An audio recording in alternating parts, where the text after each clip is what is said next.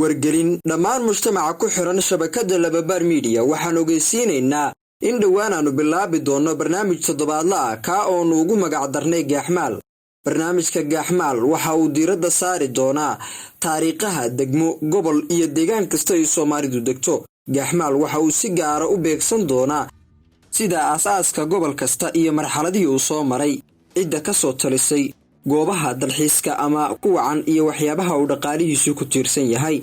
sidoo kale barnaamijka Gaaxmaal waxaan ka marnayn aragtida bulshada oo ay la wadaagi karaan ama ay noo soo gudbin karaan fariimaha waxyaabaha ay ka garanayaan goboladooda iyo talasiinta ku aadan barnaamijyada aanu baahinayno. haddaba daawade si aad inoola socotid oo aadna ka dheehatid barnaamijyo xiiso badan Lababaar Media ku xirnow oo leegsaar page-ka siina share garay muuqaalada aan soo gudbino. toddobaadkan waxaanu ku bilaabi doonaa barnaamijkeena gobolka Qoraxay oo ka mid ah gobolada ay Soomaalidu degto. barnaamijka Gaaxmaal waxaan baahin doonaa 16 Juun maalinta Talaadada haddii Ilaahay idmo 4 galabnimo ama 10 saac iyo bar.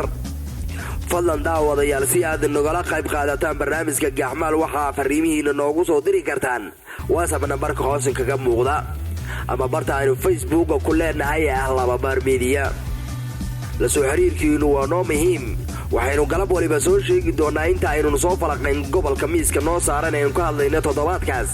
fadlan waxaynu ka codsanaynaa inaad nala soo xiriirtid marka gobolkaada la marayo si aad noogu faahfaahido sirad tira badan ee naga qarsoon annaguna aan u baahino. daawadayaal intaynu gaarayna 16 bishan maalinta Talaadada waxaynu idin leenahay hana daaqsanina.